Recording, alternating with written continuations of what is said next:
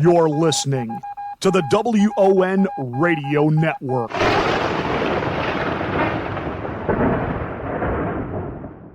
The following is a WON Jimbo Fail Exchange radio production. Countdown for blast off.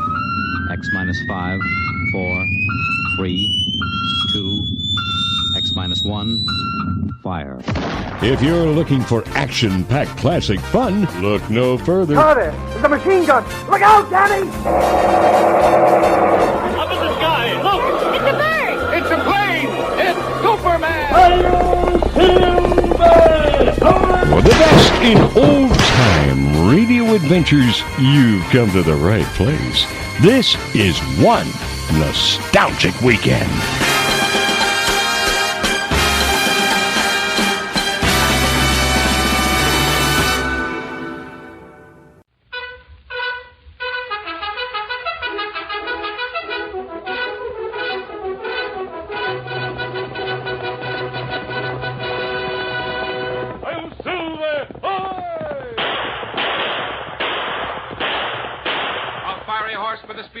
A cloud of dust and a hearty hi-yo Silver, the Lone Ranger.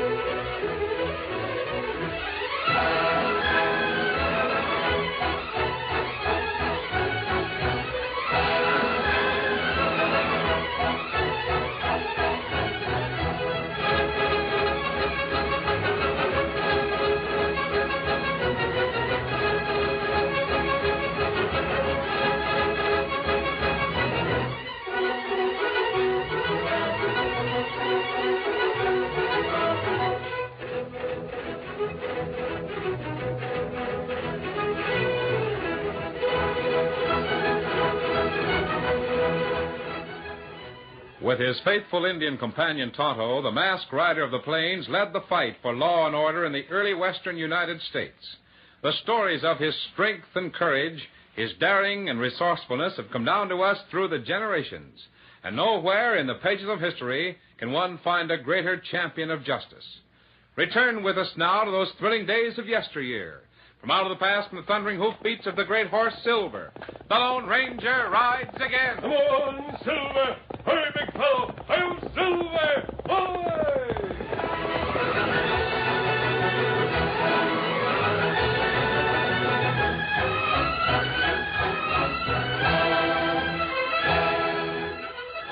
Jeff Morris, operator of the Wagon Wheel Rancho, rose from his comfortable chair before the fireplace to answer a knock at the door.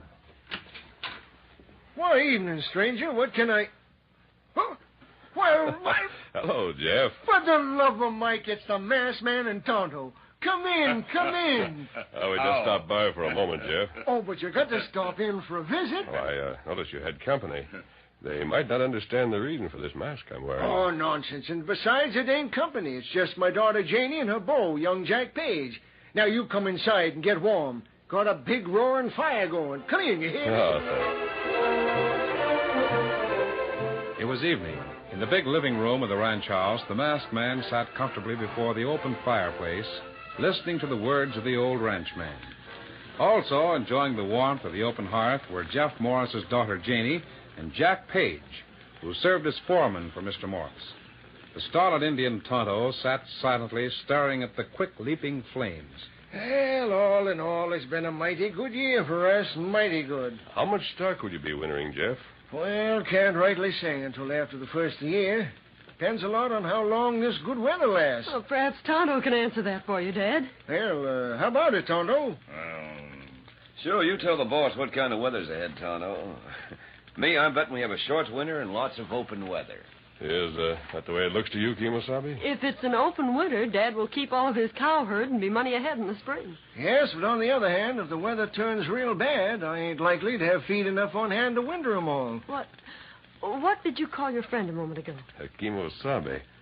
The words are from the Indian dialect and mean trusty scout. Trusty scout, huh? Well, then I reckon we can trust whatever Tonto wants to tell us about the weather. Except that he ain't telling us nothing so far. You figure maybe I'm right in predicting an open winter? No. What do you figure, Tonto? When me watch flames in fireplace, flames leap plenty high. What do you mean, flames leap high? Well, that's sign of much cold weather. Much snow. Tonto think maybe plenty bad winter ahead. Well, I guess I can explain why the fire's jumping so high. Somebody left the damper wide open. You find damper wide open, Jack? It's closed. Well, it's closed almost tight. Well, I'll be doggone. Tonto, is there really anything to that, or is it just another Indian superstition? Well, red man believe in sign. Red man not have big warm house in winter. Maybe life depend on whether him read sign right. Tonto means that he wouldn't have made the prediction if he didn't believe it to be accurate, Jeff. Maybe I better get busy and find out about shipping some stuff to Kansas City. Well, if Tonto's right, we better hunt around and get us a couple of more hands on the payroll, huh, Jeff? Well, that reminds me. I hired a man today in Flat Rock. Fella by the name of Kramer. Cowboy? Horse wrangler. And believe me, he sure understands horseflesh. He's got a buckskin pony he's been training.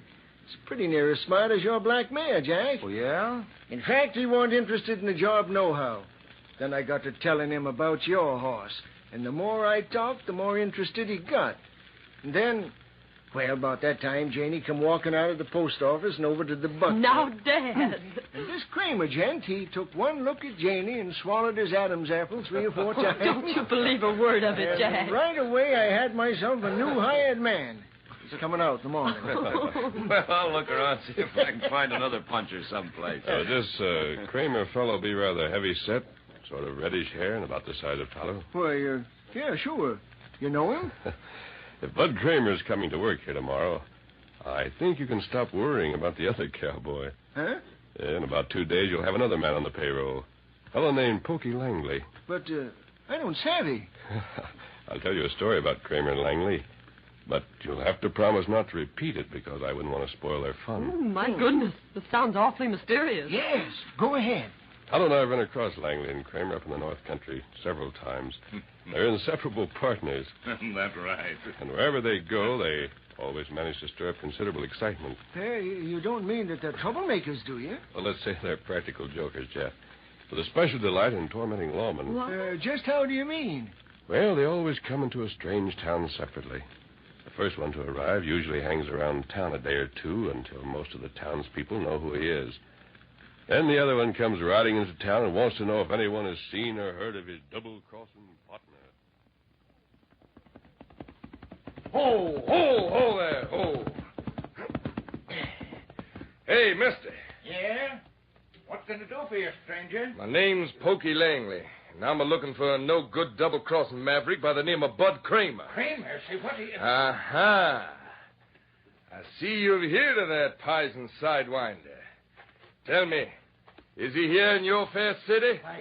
Well, you see, Mr. Langley, Just answer me yes or no, partner. I've been riding more than 1,000 miles to catch up with that worthless critter. He was here, but I said... Aha. Is he still here?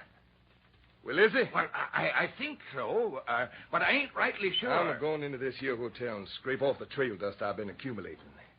Then I'm going to find Bud Kramer and shoot him so full of holes the wind will whistle going through his miserable carcass. To think I finally caught up with a black-hearted scoundrel after all these years. Good heavens. Mr. Langley certainly sounds like an awfully ferocious man. You should see the two of them when they meet, Miss Cheney. You mean them two actually do get together and slug it out? Oh, and very convincingly. After Langley arrives and makes a lot of fight talk about Kramer, Kramer starts calling Langley a lot of names and promises to kill him the minute he lays eyes on him. So that weasel-faced buzzard accuses me of running away from him, eh? Well, let me tell you, folks, it's just the other way around. I've been looking for that double-crossing Pokey Langley for 5 years. And you can take my word for it. The minute I set eyes on that two-timing tin horn, the lead's going to fly high, wide, and handsome. Why, that miserable no-account horse thief, he's got a streak of yellow running up his back a mile wide. You're a liar by the clock, Bud Kramer. Hey, well, as I live and breathe, it's Pokey Langley. You ain't going to live and breathe very long, you dirty double-crosser. Now, you folks get back out of the way. I don't want to see innocent people get hurt on account of this worthless bomb. Get out of my way. Look, hold the chair. Well, Pokey, you can drag your hardware whenever you're ready. You first, Bud. I ain't going to be accused of murder. You know blame well I'm faster than you are with a gun. Only thing you're fast with is your mouth, you chief crook. Hey, look yonder, behind the bar. Huh? See that clock? It's almost set to strike the half hour. Sure, we'll take that for a signal. Right. So long, Pokey. I hate to do this. You better be sorry for yourself, you polecat. Look at that clock. It's going to strike any second. Oh, never mind the clock, Slim. Keep your head down.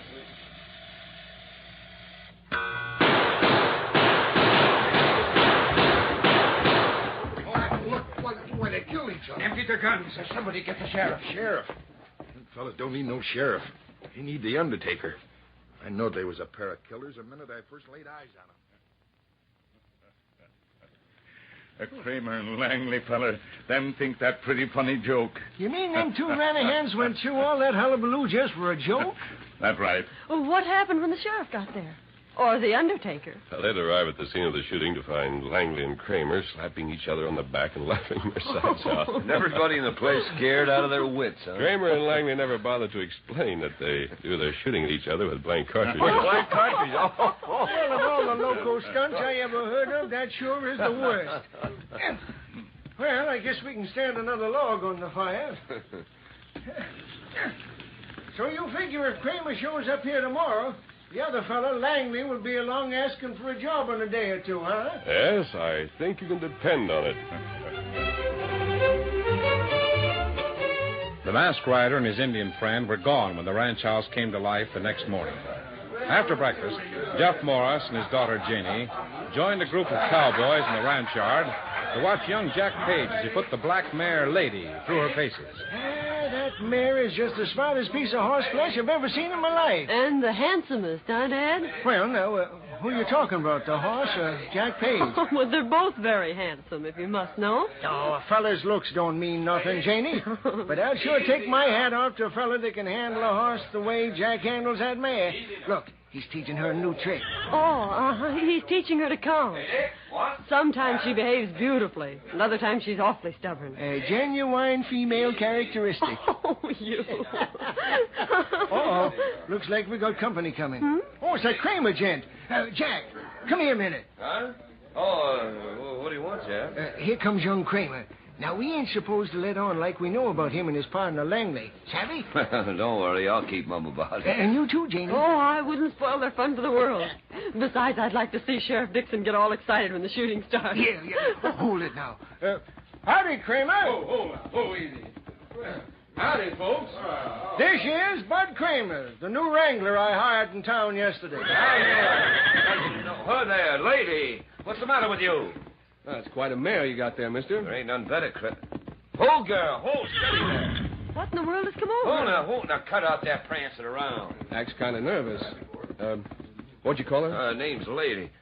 Hold, girl. Now, easy there. Easy now. Easy. Looks downright intelligent. Easy. Hello, lady.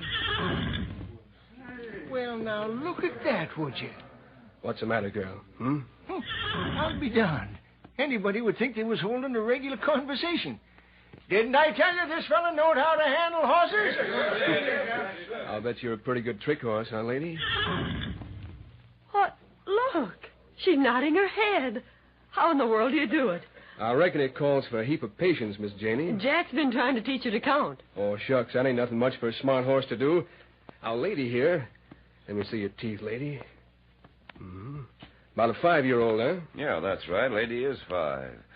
I suppose you can show me how to make her count up to 5, huh? I'll bet you $100 against the mare. She'll do it the first try, mister. Feel like gambling?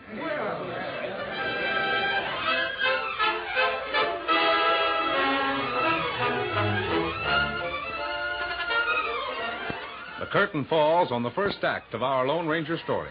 Before the next exciting scenes, please permit us to pause for just a few moments.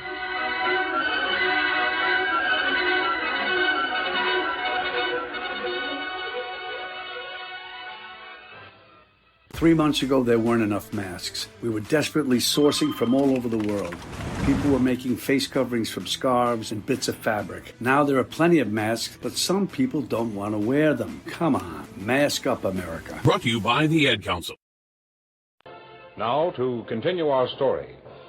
Jack Page stared for a long moment at the smiling cowboy standing before him. Then... I'll bet you $100, Kramer. But the mare ain't mine to gamble with. No? I understood it was your horse. I'm aiming to give the mare away. Maybe Jeff wouldn't mind breaking the news.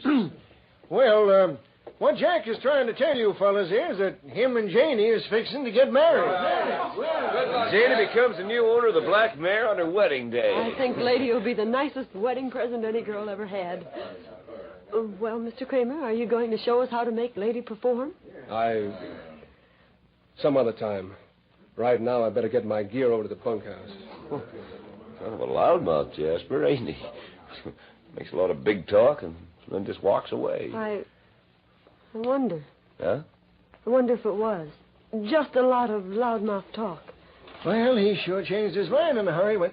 Hey, look yonder. Why, yeah. Dixon, the sheriff. He's coming like he was late for breakfast. Now, say, if he's coming for the reason I'm thinking of, don't neither one of you let on what the masked man told us, you hear? Well, I'll put the mare in the stable, and I'll join you later. Slim! Yeah. Can you go over to the bunkhouse and tell Kramer I want to see him? Sure, Jack. Whoa there! Whoa, boy! Whoa there! Whoa! Well, howdy, Sheriff. What's the big rush? Howdy, Jeff. Hello, Janie. Hello, Sheriff. Say, you take on a new man named Kramer? Why, yeah. Well, listen, you got to get rid of him right away. Huh? Why, what's wrong? What's he done? I don't know, but there's a fella pulled into Flat Rock this morning looking for this Kramer gent, and he's sure got blood in his eye. Oh, I wonder why. You mean he's gunning for Bud Kramer? He sure is, and I don't aim to let them come together if I can prevent it.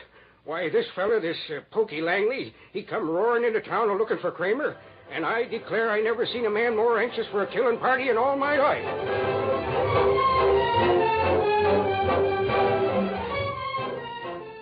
While Sheriff Dixon told the secretly amused rancher and his daughter about the arrival in town of Pokey Langley, Jack Page, the foreman, slipped quietly away from the rear of the stables and approached the corner of the long, rambling bunkhouse. Hey, Kramer. Yeah? Page wants you to come over to the stables. Right. Be there in 2 shakes.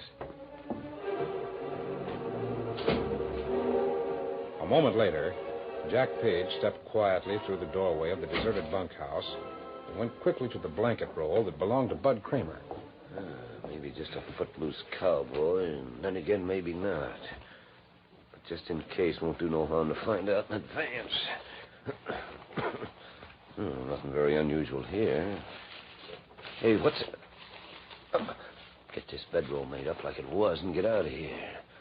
So, our fun-loving friend likes to torment the lawman, huh? That's what the masked man said. But the masked man didn't bother to say just why Bud Kramer carries the United States Marshal badge in his bedroll and a murder warrant for Jack Page.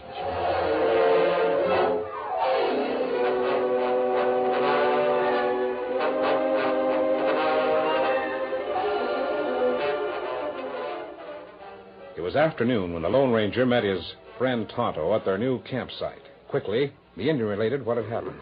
Plenty big excitement in town, Kemosabe. Langley feller get there this morning, make much fight talk about Bud Kramer. Well, we expected that, didn't we? But you not savvy about Page feller, Kemosabe. Page? You mean the foreman at Morris's ranch? That's right. What about him, Tonto? Well, me find out about Bud Kramer. Him not just wandering cowboy. Him U.S. Marshal with murder warrant for Jack Page. How did you learn this, Tonto? Well, a little while ago, Tonto meet Pokey Langley. Him on way to ranch to see friend when someone tried to rob him. What happened? Well, Langley feller, him riding along trail when someone throw rope and knock him from saddle. Him get knocked out. And then? And Bush feller run away plenty fast when Tonto come along. Him not have time to rob Langley. Did you get a good look at the man who attacked Langley? Well, him plenty far away. But Tonto see black horse, and it run plenty fast. You think the man was Jack Page? Then Langley feller come too. Him say Bud Kramer have murder warrant for Page from Montana. But it doesn't make sense. If Kramer were after Page, why would Page attack Pokey Langley? Wait. What matter? Makes plenty of sense. Come on, Tonto. We're heading back for the Morris Ranch as fast as we can. Me ready. Come, Scout. Where's Silver? What do you think happened at Ranch Kimasabi? There'll be another murder committed unless we get there in time to stop it. And we'll be responsible for it. Steady, Silver. Come on, Silver. Get him up, Scout.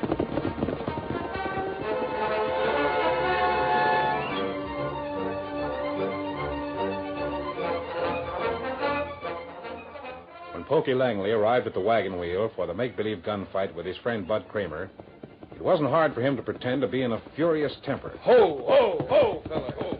Steady. I'm looking for a no-good critter known as Bud Kramer. Told me in town I'd find him out here. Well, is he here or ain't he? Just like the sneaking critter to be hiding someplace out of sight. What are you laughing about, young lady? You must be Mr. Langley. Wait. How come you to know my name? Mr. Kramer told me about you. Oh, he did, huh? Mm-hmm. Well, just where can I find that pizen sidewinder? Oh, I reckon he ain't far away, fella. Last time I seen him, he was oiling his guns and saying how anxious he was to meet up with you. He probably stole your fastest horse and lit out when he heard I was heading this way. Why, if I had... horse thief, you sparrow-headed Goodness, such awful name. Oh! Hey, Bud Kramer.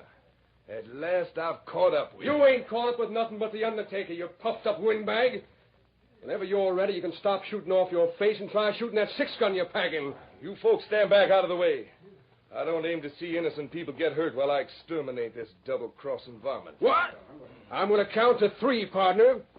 You better be ready to grab your gun. Start counting, you black-hearted weasel. Hey, look, there's a couple of riders coming. Let them come. 1. I'd sure like to know what that young lady's laughing about. She's laughing to think how you're going to look when I get through with you. 2. Well, hurry up and get the 3. Oh, Silver, hold 3. Hey, what's the idea? Spoiling everything. Say, did you see that? The masked man shot the gun out of Pokey's hand. Doggone it all, you sure put the kibosh in a good shooting party, masked man. Sorry, Bud. Pokey, pick up your gun. Take a look at the cartridges. Huh? Oh, what are you getting at, anyway? Look at your gun. Well, sure. Hey. What is it, partner? Well, Bud, I'd have killed you dead in a doornail if the masked man hadn't got here when he did. Look. Well, for the love of... What's the idea of putting real bullets in that gun? But I didn't. I put blanks in before I left town. Now you know why you were attacked and knocked unconscious on your way out here, Pokey. What's that you say? Sorry to give you bad news, Jeff, but Bud Kramer here happens to be a United States Marshal with a murder warrant for Jack Page. Oh, no. No, that can't be true. I don't know how to tell you how sorry I am, Miss Janie. Let me tell you how glad I am. Jack's plan to murder you failed. I suppose it was Jack who attacked Pokey Langley and substituted the real bullets for the blanks. Yes, Miss Jenny. Tonto saw him riding away on the black mare. The black mare? My wedding present. Come on, let's get saddled up and go after him. Tonto and I'll ride with the marshal and his friend, Jeff. You better take your men and go after your cattle. Right. And a big storm coming. The big fella. Let's go. You got a 3-hour start on us already. Come on, Pokey. I'm ready and waiting. Get up, come on. Get him up, small Silver.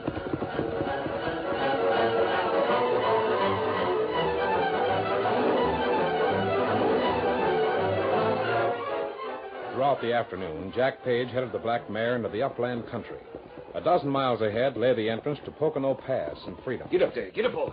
Get on there. The man shivered as the icy wind ripped through his mackinaw. He glanced anxiously at the heavy gray clouds overhead. And then, as though the heavens had opened, the snowflakes fell, gently at first. Then, as the wind rose steadily in volume, the countryside was blotted out with the fury of the storm. Within an hour, the man knew he was hopelessly lost. Desperately, he pulled the heavy 6-gun from under his mackinaw and began firing. Firing and reloading with numb fingers.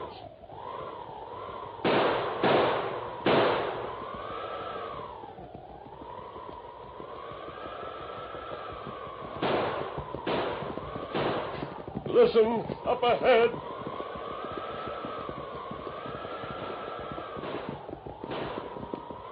Sure is wasting a pile of ammunition. This way! Over here! There he is.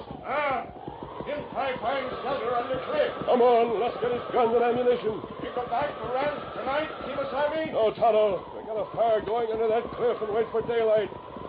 You there, Page. Put up your hands. There's your killer, Marshal.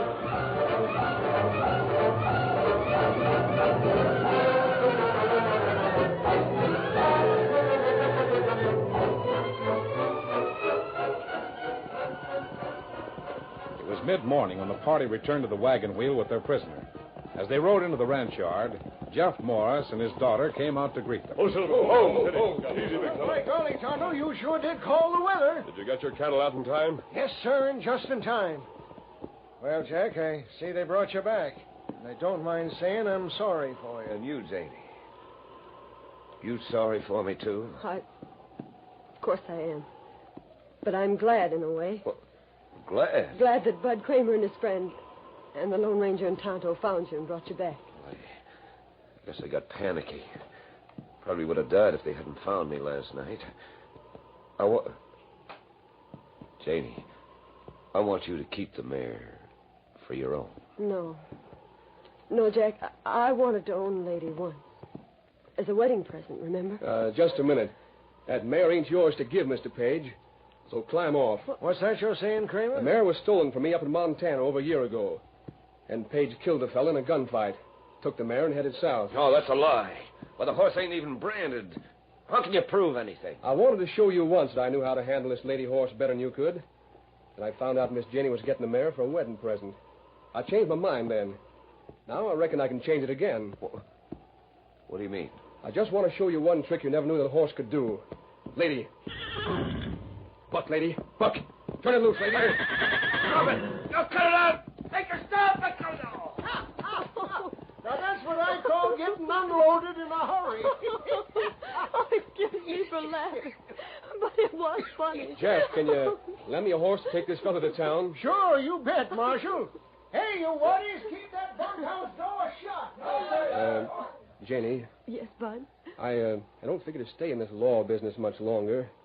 Thought maybe I'd get me a little place close by and settle down, maybe. Oh, but that would be very nice. Yeah. Meanwhile, would you mind keeping the mare here for me? I'd love to. Can't never tell when I might want to give somebody say a wedding present, for instance. Never can tell. Hail Silver! Hi!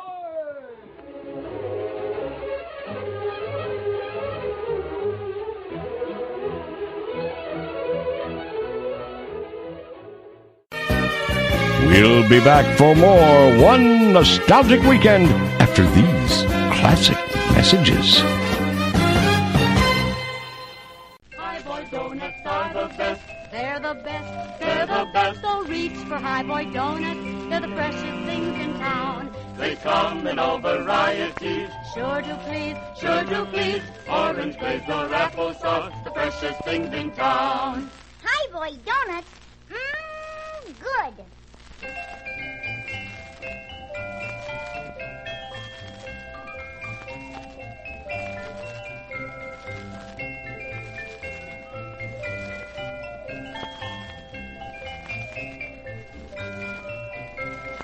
High Boy Donuts are the best. They're the best. They're the best. So reach for High Boy Donuts. They're the freshest things in town. They come in all varieties. Sure to please. Sure to please. Orange glaze or applesauce. The freshest things in town. High Boy Donuts.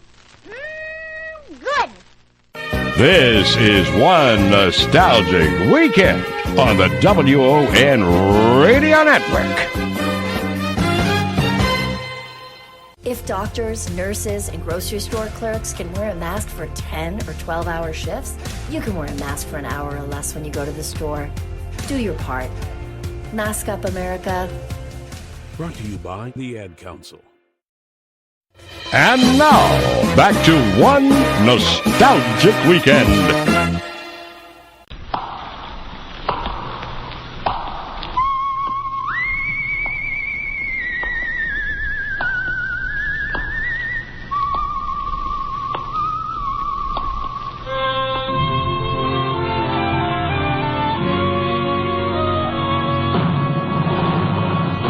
The Adventures of the Saint, starring Vincent Price.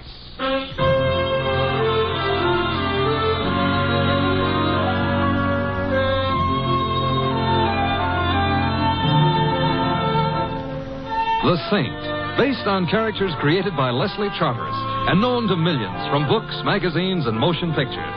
The Robin Hood of modern crime now comes transcribed to radio, starring Hollywood's brilliant and talented actor Vincent Price as The Saint. Come in. Hi, Mr. Temple. Oh, hello, Louie. Where are you? I'm in my room. I'll be ready in a minute. Hey, wait till you see my cat. I gave it a bath for Christmas. Well, congratulations. Yeah. Look, I don't want to rush you, but if you don't hurry, Christmas Eve is going to be already Christmas morning, and what'll all them tots think? Oh, them tots will be singularly fortunate. However, all I have to do now is get my whiskers on. There. How do I look? Mr. Templar, if I didn't know you was Mr. Templar, Yes? I wouldn't know who you were. Louie, don't I look like Santa Claus? This may come as a surprise to you, Mr. Templar. Santa Claus is fat. Oh. You're not fat. Oh. Well, hand me that cushion from the couch, huh? Okay. Here. Yeah, thank you. Now then. How's that?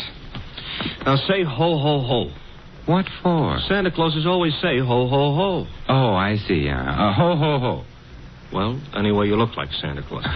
Hey, Mr. Templar, whose idea was this? Mrs. Winterbottom's. Oh, the dame who annoys tots on Christmas Eve. Mrs. Winterbottom is a very well-known philanthropist, and every Christmas Eve she collects hundreds of small children and feeds them. Yeah. Who feeds them the rest of the year? Don't be bitter, Louie. Sorry. At least I ought to give the little tots a laugh. Yeah. And I suppose there is something to be said for Mrs. Winterbottom. Don't say it now. Don't worry. There's something to be said for Santa Claus, too. He does go around filling stockings. Yeah, I know, a blonde. Shouldn't say that either, huh? No. Someone at the door. Louie, would you mind? No. It's probably one of them tots. Correction. It's a tot 20 years later. Get in. I'm already in. Back up. I'm backing up. Thanks. Now, reach, gents. Hey, you know, that gun in her hand looks loaded. Now that you mention Reach. For what? The chandelier. I can't. Why not? No chandelier. Oh, a wise guy, huh? If you're going to shoot me, I insist on knowing your name. Just call me Sally. Sally. And your last name? Never mind that. How would you like to get plugged in the... Bread basket? Where? Oh, let's pass lightly over that. I wouldn't like to get plugged anywhere. And shut up. All right. Where is it? Right down the hall. Are you trying to be smart? Not especially. So it's going to be like that, huh? Like what? Now, you listen to me, Fats Boylan. Huh? You shut up, too. I didn't say anything. Well, shut up anyway. I'm shutting up. What was I saying? You just finished calling me Fats Boylan. That's right. That's wrong. I'm not Fats Boylan. Ha. Well, it helps keep the conversation Look, going. Fats, are you going to stop stalling and hand over the stuff, or will I have to shoot? Since I am not Fats Boylan, and since I have no stuff to hand over, I'm afraid you'll have to shoot. Mr. Templar, that could be fatal. You keep quiet, punk. Who's a punk? You're a punk. Mr. Templar, am I a punk? Well, Sally is just a little confused this evening, Confused Louie. or not, she shouldn't call me a... Shut up. Oh. You don't have to start bawling. I am not bawling. I am... You were just about to shoot me. Well, I know, but then you'd bleed. Oh, I'm sorry. I can't stand the sight of blood. Why don't you strangle him? Louie, don't be unkind. It seems to be the doorbell again. No, wait. Oh, it's very impolite to keep people waiting. But I must have been followed here. Sally, look, stop illustrating a point with that gun. It might go off. I don't care. But then I'd bleed. But where can I go? I've got to hide. Well, try the kitchen. All right. Oh, come on in. It's open house tonight. Well, my old pal, Fats I am not. Boylan. Although I'm beginning to waver. Perhaps I am. Simon, the split personality. Who are you? Well, Joe Hudson. You remember your old pal, Hudson? Hudson. Well, I must admit you look like a hornet, but your lines aren't as nice. Look, if I'm your old pal, why don't I know you? Oh, that's easy. We never met personally. Well, how else can you meet? Ignore that. But if we haven't met personally or otherwise, how can I be your pal? Oh, I was just being friendly. Besides, you got something for me. I have? Great little kidder, ain't you, Fats? Ain't he, pal? Now I feel better. I'm a pal, too. Look, I wish I deserved your delighted choice. Look, but... just leave me have the stuff, and then I'll get... Stuff again. What stuff? Am I going to have trouble with you? The door behind you is open. Why don't you use it, huh? In that way, nobody will have any trouble. I'll use it after. After what? Such like that, huh? Ever see one of these before? I'm afraid I'm going to disappoint you, but the answer is yes, I have. Good. Then you know how it works. It shoots bullets at guys. Guys who get bullet shot at them have a habit of dying. Really? Well, then perhaps you'd better not shoot that gun at me. I won't. So gimme. So I ain't got. Well, that is you ain't got. Thanks, Louis. Basic, I ain't a patient man. Hand the stuff over, or I don't have any stuff. Or you get shot. I'd bleed. Who cares? I do. I hoped you might. However... This could be a stall. This could be trouble, so you... You can't shoot him. Why not? It's against the law. I read it in the papers. It's against the law. Yeah, I believe you. Oh, well, so that's okay. Yeah, but I like doing things against the law. Oh, well, you could go to jail. I already been there.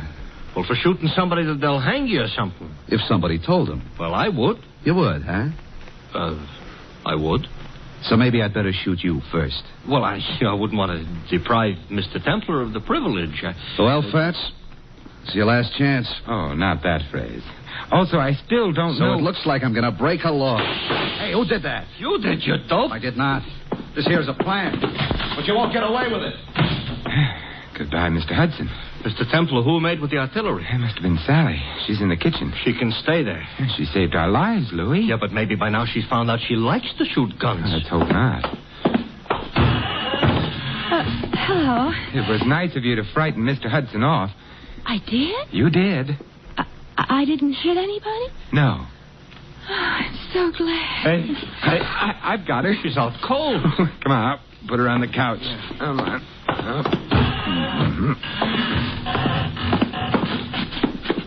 It's a little late, but somebody ought to mention she is not a bad-looking dish.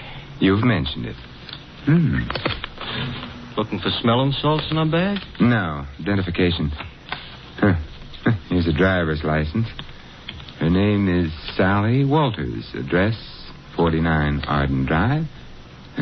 Social Security card. She's a secretary. That's what I need.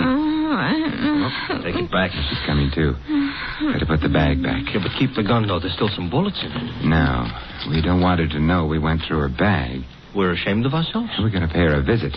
She ain't home. But she will be after she leaves here, and then perhaps we can find out what keeps the home fires burning.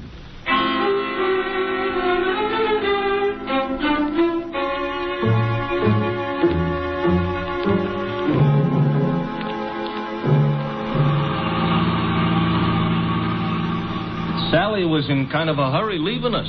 So she was. Mr. Templar, don't look right, Santa Claus chasing a blonde. I'm not chasing her. Technicalities will get you no place. Hey, this must be it. 49.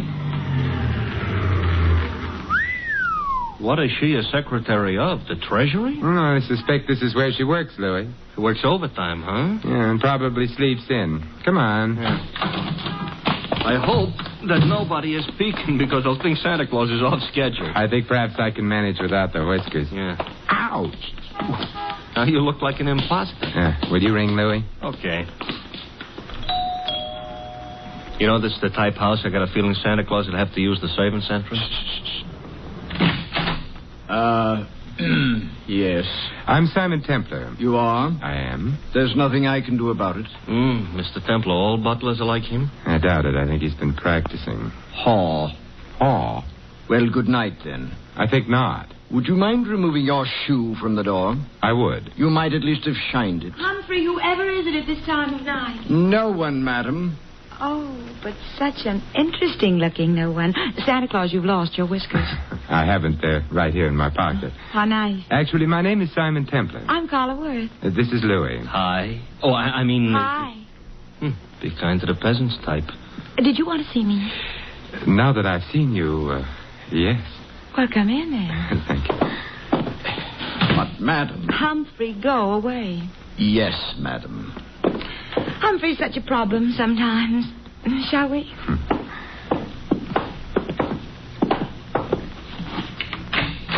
Nice? Yeah. Fire in the fireplace, books on the bookshelves, port in that decanter. Yes, would you like some? No, thank you. I just wanted to be sure the accessories were all correct. Someday, maybe I'll find some other wine besides port in the decanter. I dream. Simon, are you the one who found them? It's beginning again. Found what? My jewels, of course. Have they been lost? Simon, they were stolen. You know that, don't you? Should I? I've heard of the saint, Simon. I didn't know he was also a Santa Claus. Oh, it's a fleeting impulse. When were your jewels stolen? This afternoon. You see, Claude, my husband, that is, bought me them for Christmas. Santa Claus. Louis. Sorry. We decided to have the party this afternoon. We thought it'd be nice to have a quiet eve, so we did. The jewels were in quite a large box. There were quite a lot of them. And? Claude had hired a Santa Claus, but before the party was over, Santa Claus had disappeared. So had the jewels. Well, there must have been some precautions. Oh, there were several detectives. But the Santa Claus said he was going out to get some air while the party was on. He never came back. But he didn't have the jewels on him. The box was locked, and it was too large for the detectives not to have noticed. I see. The name of the man hired to play Santa Claus was, of course, Fats Boylan. And who may you be? Claude, this is Simon Templar. And Louis. I know neither of them. Snoops, obviously. Get rid of them. Claude likes to behave as though he were an emperor on occasion. The box wasn't found anywhere in the house? The jewel box, no. The jewels were insured? Naturally. It's none of your affair. I shall speak severely to Humphrey. He should never have let you in. I let them in, darling. So now he's going to speak severely to her. We'll go quietly, except... Mr. Worth, what is Fats Boylan's address? I have no idea. Good night. Good night, Simon, and I'm sorry. So am I. I'll show you out. Thank you. Wow, wow, wow, wow, wow. Pronounced Carla Worth. Yeah. What do we do now, Santa Claus? We get into your nice, clean cab and... Hey, wait a minute, Louis. Now we're going to find out what became of Sally. Simon. Well, good evening, Sally. I overheard. Fat's address is 17 Beale Street. 17 Beale. Yes, I've got to get right back to the house before anybody notices. Goodbye. An awful short visit. But long enough. Now we're going to visit Mr. Boylan? I think so. I hope he ain't so handy with a gun as the rest of these characters. He may be. He may not be. Now I'm all cheered up. But there's one thing I'm sure he isn't. What's that? Fat.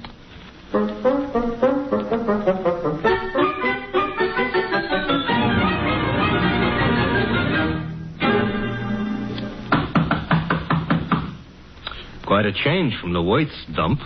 Now this is a dump. Yeah, and Mr. Boylan would seem to be shy. Mr. Templar, you said something about the one thing he wouldn't be was fat. Why, because he was called Fats? Not exactly. Louis, I'm worried.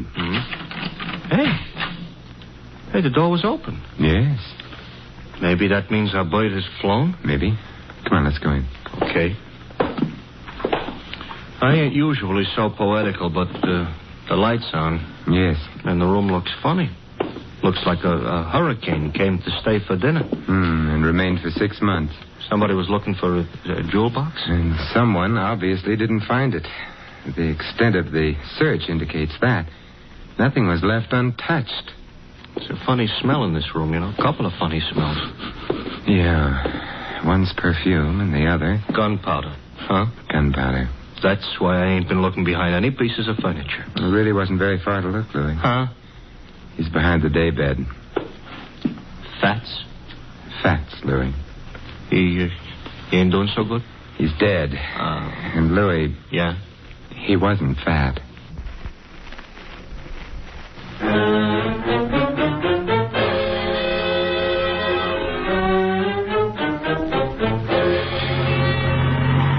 Mr. Templar?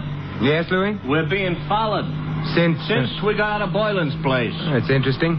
Louis, stop the cab. That'll make it easier for whoever's following us. Exactly what I want. Even on Christmas Eve, this shouldn't happen.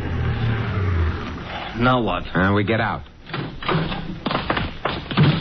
Don't look behind you. Start walking. Here is a nice, lonely street. Everybody else is home hanging up stockings.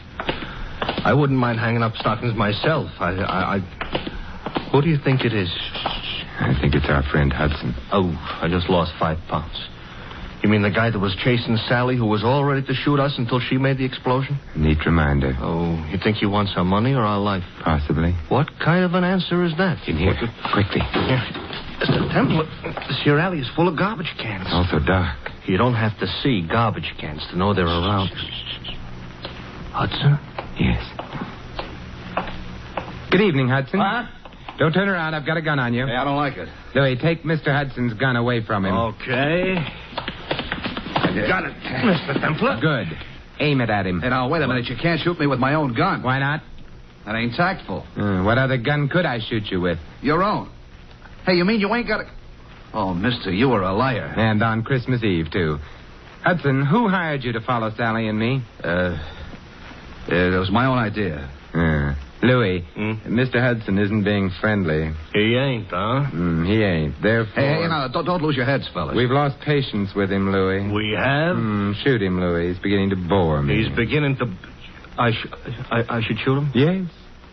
Fatal? Fatal. Okay. Except I don't know what my wife and 6 kids are going to say. You haven't got a wife and 6 kids. No, wait a minute, please. Louis, we're being cruel, prolonging Mr. Hudson's agony. Put him out of it. Now, wait a minute. Who hired you? Mrs. Worth. Mrs. Carla Worth. You quite sure? Strike me dead. That is, don't strike me dead. Look, if she didn't, why would I say she did? You have a point there. But why should she have wanted you to follow Sally? Well, she had an idea. Her husband and Sally were kind of, decorating their own little tree together. I couldn't put it more tactful. I see. So if you got enough divorce evidence, Mrs. Worth could hold up her husband for plenty of alimony. No. No? No, Mrs. Worth is the babe with the dough. Mr. Worth is a very well-educated bum. Indeed. Huh? It's interesting. Louis, let me have the gun. Yeah, here. Wait, I told you the truth. I'm sure you did. Mr. Templar, that's gratitude? It's necessity. Oh. We need him out of the way for a little while. He's out of the way. Now, Yeah? Now we're going to find out who else knew that Fats Boylan was thin.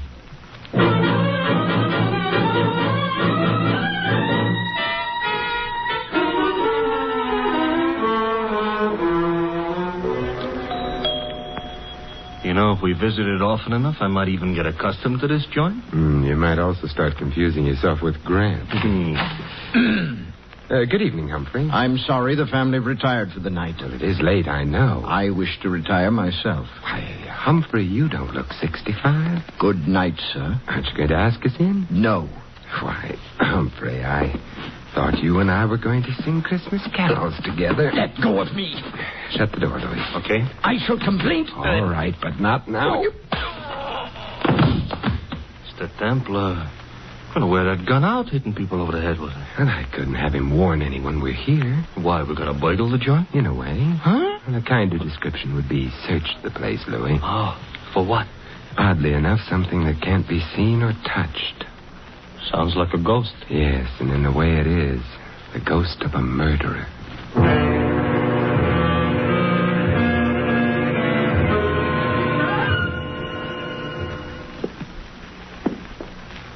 It's the night before Christmas, all right, but a creature is stirring.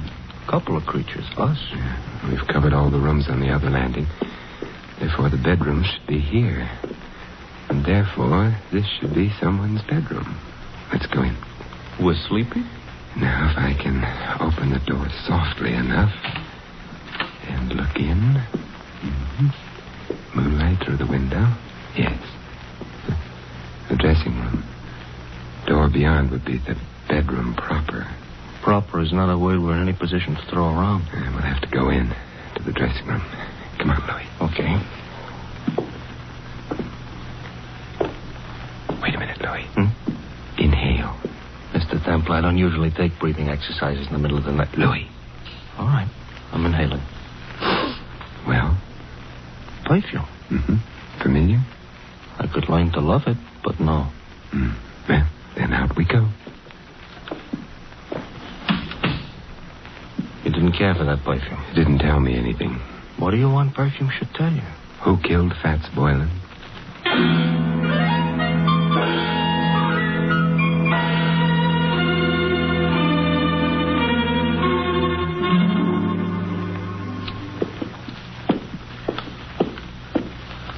Another bedroom.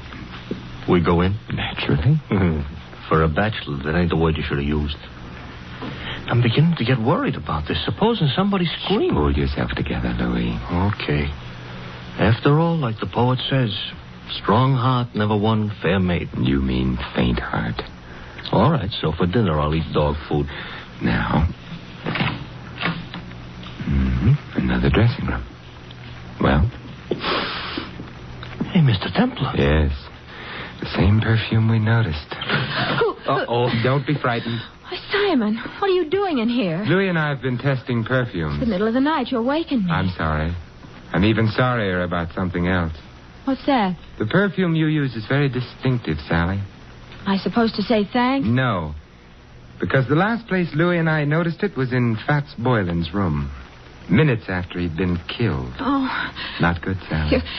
You're making all this up, or... No. This bottle of perfume will be evidence. But I didn't kill Boylan. You must be joking about that. I don't think a jury would find it funny. You knew about Boylan stealing the jewels. You must have helped him. I didn't. But then you found yourself being trailed by Hudson, who'd been hired by Mrs. Worth. You were afraid he'd discover the connection between you and Boylan. That's why you came to my apartment. No. Oh, yes. You hoped I'd throw Hudson off, perhaps frighten him. In the meanwhile, you could get to Boylan, get the jewels from him. That isn't true. But when you got to Boylan's place, you found him already dead, and the jewels gone. I didn't. It would be much better for you that way. What do you mean? You wouldn't be liable to a first-degree murder charge. But there were detectives here while the party was going on. Boylan couldn't have stolen the jewels. They saw him leave. He didn't have them. He did have them. He was playing Santa Claus, and he was a thin man. Santa Clauses, as Louis pointed out to me earlier tonight, are fat. Therefore, Boylan entered this house wearing padding underneath his costume. He left it with a large jewel box in place of the padding. That's how he did it, Sally. You're smart. You found Boylan. You knew his address. Therefore, you'd hired him in the first place.